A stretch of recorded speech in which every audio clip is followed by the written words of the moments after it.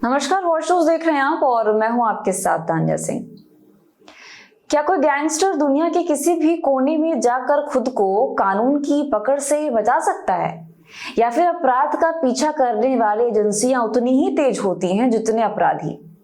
America से लौटते ही जिस तरह एनआईए ने गैंगस्टर लॉरेंस बिश्नोई के भाई और उसके सबसे भरोसेमंद सहयोगी अनमोल बिश्नोई को गिरफ्तार किया, उसने एक बार फिर से इस सवाल को और गहरा कर दिया है। अनमोल की गिरफ्तारी न सिर्फ उसकी आपराधिक गतिविधियों की परतें खोलती हैं, बल्कि ये भी दिखाती है कि संगठित अपराध का जाल कितना दूर तक फैला हुआ है।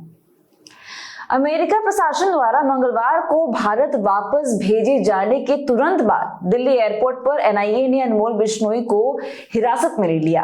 अनमोल देश भर में कई गंभीर मामलों में आरोपी है और राष्ट्रवादी कांग्रेस पार्टी यानी कि एनसीपी के नेता बाबा सिद्दीकी की हत्या के साजिशकर्ता के रूप में उसका नाम सामने आ चुका है।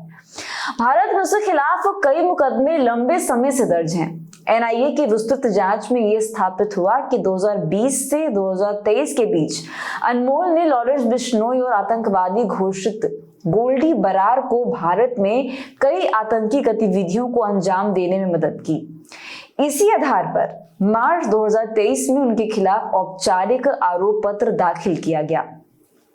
जांच से यह भी स्पष्ट हुआ कि अमेरिका में रहकर अनमोल बिश्नोई गिरोह का संचालन कर रहा था।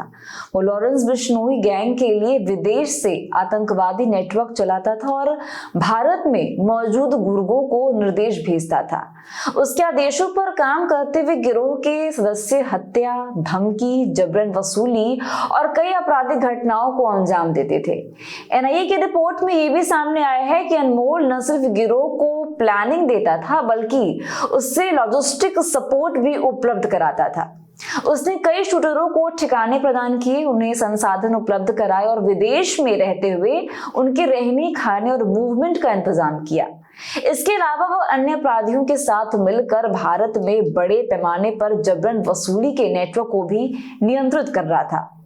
फिलहाल NIA RC 39/2022 NIA DLI case के तहत आतंकवादियों, गैंगस्टरों और हथियार सप्लायरों के आपसी गठजोड़, उनकी धन व्यवस्था और संरचना को पूरी तरह से खत्म करने की दिशा में जांच आगे बढ़ा रही है। इसी बीच एक दिलचस्प जानकारी ये मिली कि अमेरिकी अधिकारियों ने मृतक नेता बाबा सिद्दीकी के बेटे जसान सिद्दीकी को भी ईमेल भेजकर सूचित किया कि अनमोल को डिपोर्ट कर दिया गया है। जसान ने कहा कि वह इस सूचना के पीछे की मंशा को पूरी तरह नहीं समझ पा रहे हैं, लेकिन पीड़ित परिवार होने के नाते उनका ईमेल अमेरिकी सिस्टम में दर्ज है ताकि उन्हें केस से जुड़े हर अपडेट की जानकारी मिलती रहे। 12 अक्टूबर 2024 को मुंबई में बांद्रा स्थित कार्यालय के बाहर बाबा सिद्दीकी की गोली मारकर हत्या कर दी गई थी। इस हाई प्रोफाइल केस में अब तक 26 लोगों को गिरफ्तार किया जा चुका है। चार्जशीट में अनमोल को प्रमुख साजिशकर्ता बताया गया और उसे वंचित आरोपी की सूची में रखा गया।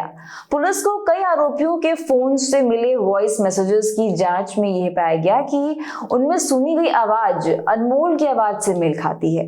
जांच एजेंसियों के अनुसार अनमोल ने विदेश में रहते हुए हत्या की पूरी योजना बनाई थी।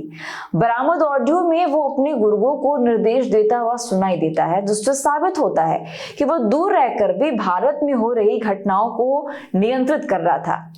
यही सभी सबूत चार्जशीट में शामिल किए गए हैं, लेकिन अब सबसे बड़ा सवाल यही है, क्या अनमोल की गिरफ्तारी से उस पूरे अपराधी और आतंकी सिंडिकेट की कमर टूट जाएगी जिसे वह विदेश में बैठकर चला रहा था? क्या बिश्नोई गैंग अब कमजोर पड़ेगा या फिर उसकी जगह नए चेहरे उभर कर इस नेटवर्क को संभाल लेंगे? क्या ये गिरफ्तारी इंसाफ की दिशा में निर्णायक कदम है या फिर संगठित अपराध की दुनिया में ये तो सिर्फ एक और अध्याय की शुरुआत लग रही है? सवाल अभी भी वही है, लेकिन ऐसे अपडेट्स के लिए बने रहिए हमारे साथ, देखते रहिए वॉच न्यूज। दीजिएगा इजाजत, धन्यवाद।